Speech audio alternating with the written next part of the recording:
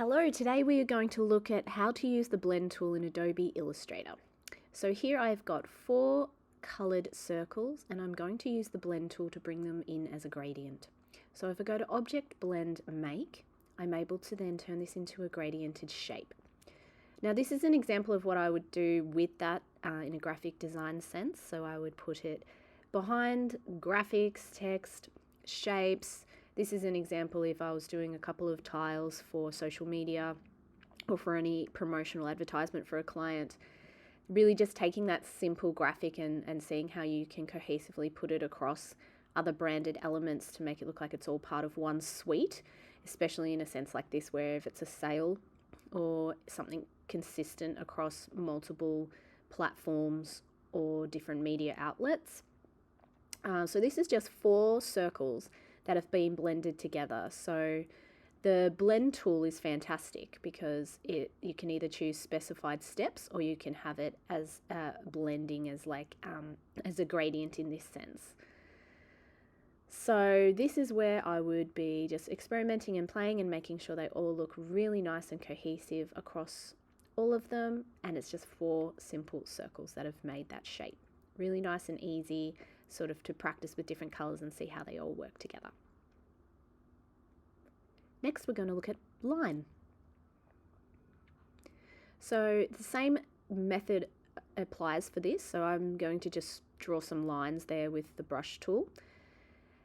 And then I'm going to go up to Object, Blend Options, and then you can either have smooth or specified steps. So in this case we want to have specified steps.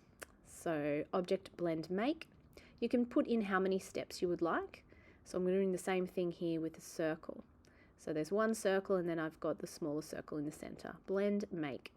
So that's picked up, I think it was 20 steps that I had put in there, so you can always go back and edit that. Have a little experiment with how this can look. So I'm just drawing some wiggly lines here with the brush tool, and obviously depending on how thick my brush is and how many steps I have, you will get a different result. So there, this is looking quite cool. It's coming together quite well. And again, I would be placing this across multiple platforms just to see how this concept would look when part of a cohesive branding strategy or rollout for a client, especially in digital platform. This is more of an abstract sort of style approach.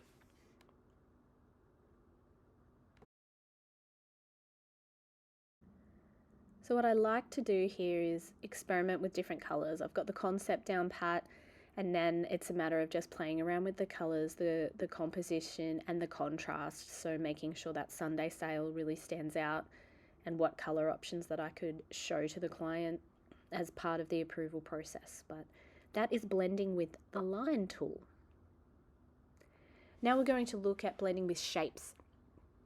So really similar to what I've just done previously is instead of drawing a line, I'm going to work with different shapes and see what they have. So this is a geometric sort of layout. Again, a really abstract sort of look and feel, but sometimes that's the right amount of sort of backdrop that you want for a really simple banner or design without having to etch out images. If the client wants something really abstract and just a really simple layout, then this is a concept that I would experiment with. And it's great because you can turn them around, you can turn them upside down, you can reflect them, you can cut bits out of them, and really diversify just this one shape that you've created. So it all started with just 3 triangles, and then again using that blend tool and picking those specified steps. So those specified steps, you can experiment with having as much or as little as you want. You will get a different result each time. And just experimentation, I think, is the way to go. Sometimes it's very hard to gauge what this blend tool will do. So it's important to just be open and experiment and play and see if you get some results that are to your liking in the end.